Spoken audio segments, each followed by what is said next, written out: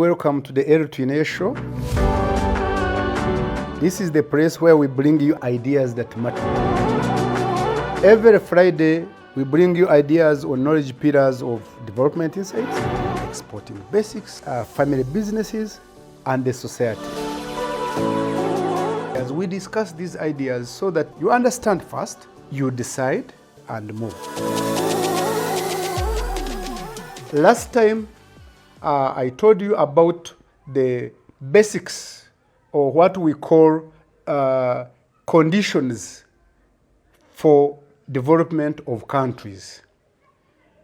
We discussed and said and responded to questions saying that why are you poor? Why are some countries poor while other countries are rich? We interrogated location. Is where you are located in the world a matter for your poverty? Is it the color of your skin? Is it because of your culture? Is it because of your history or geography? And we outlined all these points. We outlined those factors, those conditions which have been agreed that they are important for development and prosperity of countries. We also discussed those which are not yet agreed. A discussion is ongoing. In this episode, I want to go deeper in some of these aspects. And in this part, I will cover only the following. 1, initial conditions. 2, human capital. 3, physical capital. And 4, technology. I will begin with initial conditions. What are initial conditions? So there is an argument and there is a debate. Sometimes we have agreed in different places that initial conditions were important for development of countries, including countries like United States of America, including Great Britain or UK, United Kingdom, including countries like Japan, South Korea, Singapore, including recently China. So initial conditions refer to all that was in place when your country started to grow. It could be the physical roads that you had. It could be the railways that you had, which are important for development. It could be the physical buildings. And these buildings could be in terms of health centers, schools, but even government offices. Because some countries, when they started out, they did not have even government offices. Initial conditions could also be, but we'll come to discuss it further under human capital, that at the time we were starting out, how many people who are educated, who are skilled, would you have had to run the government? That is also an important aspect. So an argument has been put forward that those countries whose initial conditions were good, a lot of them were already in place, such countries grew rapidly because then they did not have to go back to establish railways, to establish roads, to build offices, to have buildings where you'd educate your children as schools and classrooms and dormitories. Also hospitals where we would have people to be, theaters, laboratories, and wards. So initial conditions were already there. And because of these initial conditions being in place, these countries already started out.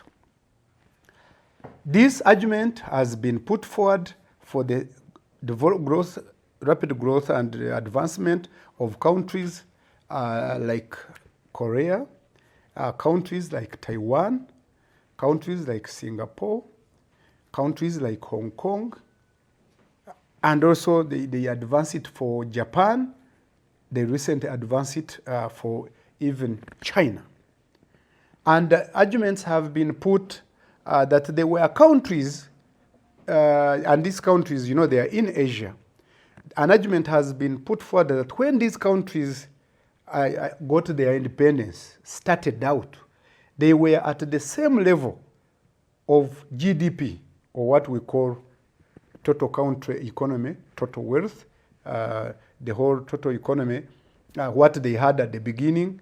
They had the same level of development as countries in Latin America, as countries in Africa.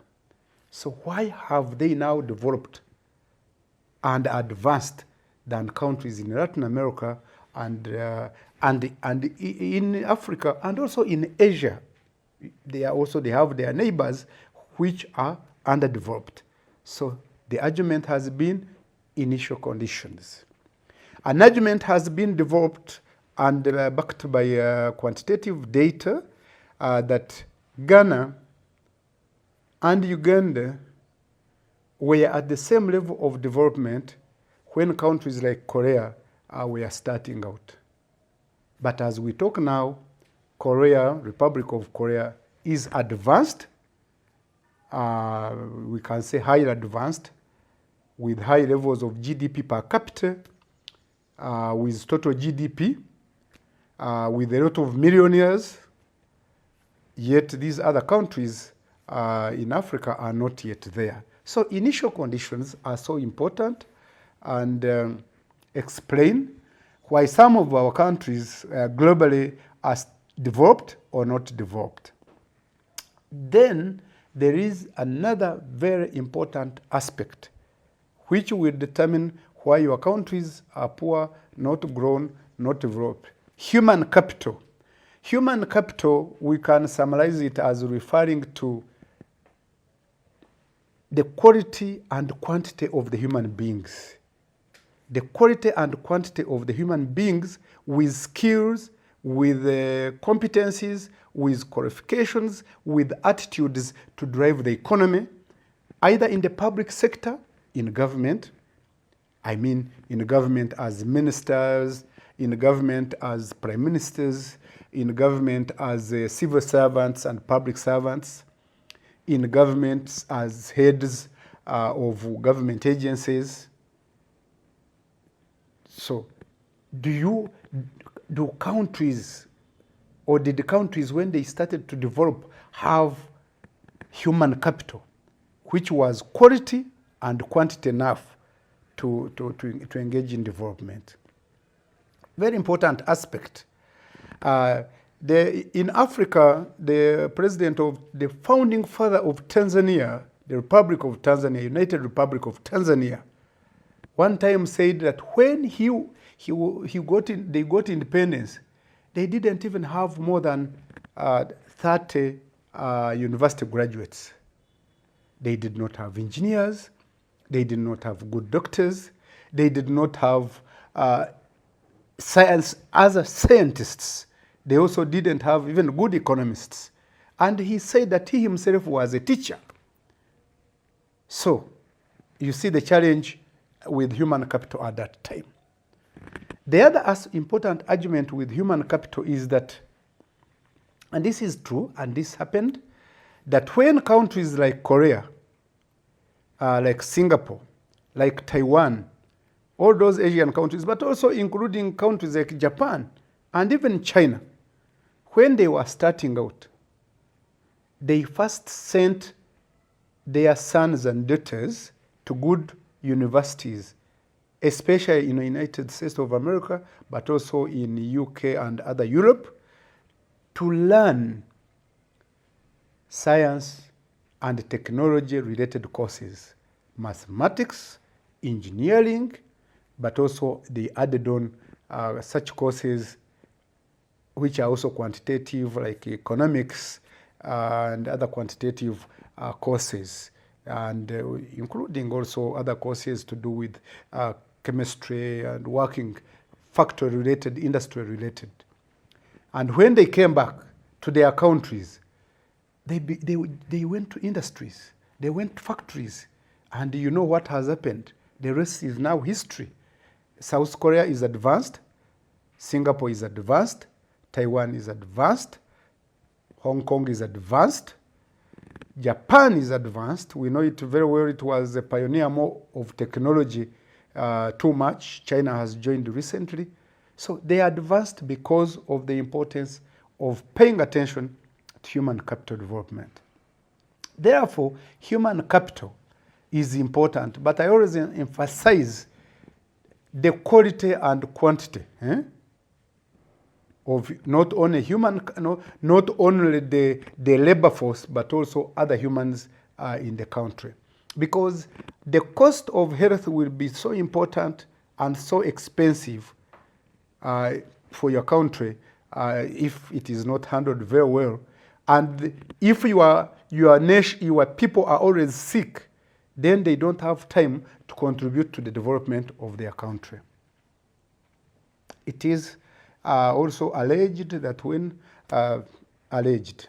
claimed that when African countries, when the Asian countries were sending their brothers and sisters, their sons and daughters to these Western countries to study science-related courses, engineering and mathematics and all that, that Africans were sending their people to study liberal courses, humanities, that some of them even were being sent on to learn how to use cutlery. It is sad, and this is a discussion that we'll have in another episode.